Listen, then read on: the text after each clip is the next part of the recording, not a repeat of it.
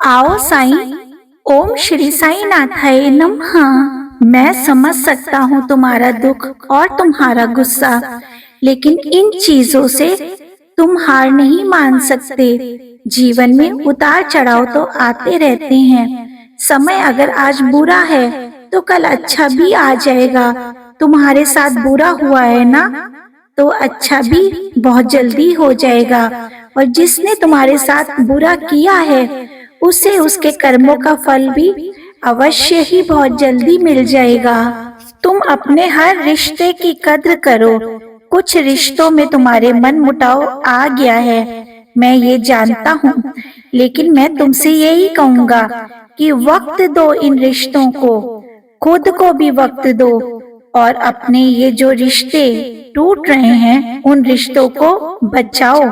तुम्हारी समझदारी इसी में ही है। और शांत मन से आगे बढ़ो। कुछ गलत मैं नहीं होने दूंगा।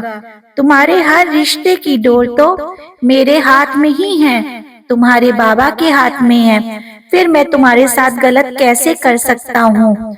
अगर तुमको मेरे ऊपर विश्वास है तो तुमको सबूरी रखनी ही पड़ेगी। तुम मेरे ऊपर जितनी श्रद्धा रखते हो वो मैं जानता हूँ। तुम बात बात में रो पड़ते हो, कहते हो कि बाबा मुझे आपसे मिलने शिरडी ही आना है। मेरे बच्चे, एक ये बताओ कि तुम्हारा घर ही शिरडी है। अपने घर को ही शिरडी समझ लो। तुम जानते हो ना कि वक्त की सबसे बड़ी खासियत ही होती है कि वक्त एक सा नहीं रहता, बदलता ही रहता है। इसलिए ये वक्त भी गुजर जाएगा और तुम्हारे जीवन के हर रिश्ते में मिठास आ जाएगी।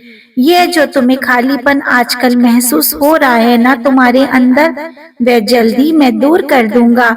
और मैं तो हमेशा ही तुम्हारे साथ हूँ, तुम्हारे अंग संग ही रहता हूँ।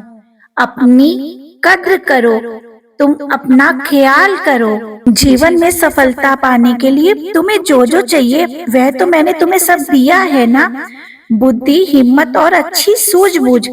मेरे जो बच्चे इन सभी का उपयोग करके खुद की मदद करते हैं और लोगों की भी मदद करते हैं, मैं प्रयास करता हूँ कि उनके जीवन में कभी कोई दुख ना आए। और मेरा आशीर्वाद तो तुम जैसे बच्चों के साथ हमेशा ही है। कुछ लोग हैं तुम्हारे जीवन में जो तुम्हारे साफ दिल को और तुम्हारे इस प्रेम भरे वर्ताव को नहीं समझ पाते हैं। वह तुम्हें समझे या ना समझे ये तुम्हारे लिए मायने नहीं रखता, क्योंकि तुम अच्छे से जानते हो कि तुम्हें कोई समझे या ना समझे, तुम्हारा बाबा तुमको जरूर समझता है। कभी कभी कुछ बातें बदलने में वक्त लग जाता है, लेकिन आजकल मैं देख रहा हूँ तुम सबूरी खोते जा रहे हो और ये अंदर अंदर परेशान हो रहे हो।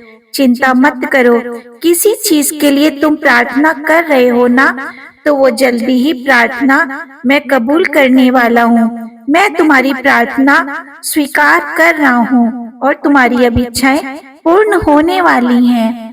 अपना ख्याल रखो, आलस्य छोड़ दो, अपने शरीर के लिए भी काम करो और थोड़ा सा अपने ऊपर तो ध्यान दो।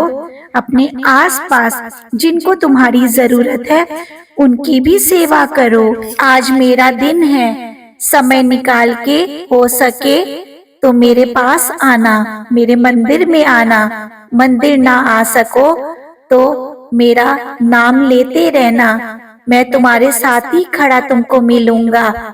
और दीन दुखियों की, जिनको तुम्हारी जरूरत है, जितना तुमसे हो सके उनकी सेवा करते रहना। अपने मन को शांत रखना, ये सब शांत मन से ही तुम कर पाओगे।